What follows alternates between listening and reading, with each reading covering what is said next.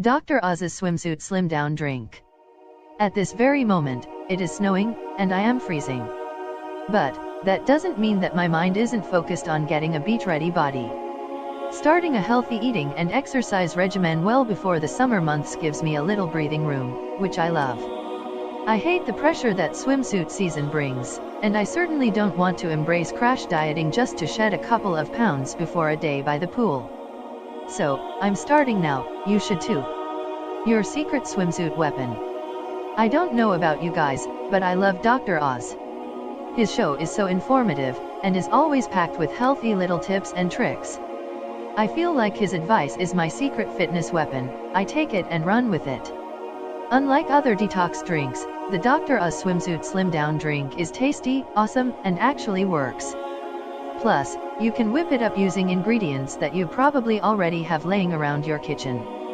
Here's what you'll need. 1 cup of grapefruit juice. 2 teaspoons of apple cider vinegar. 1 teaspoon of honey. How it works.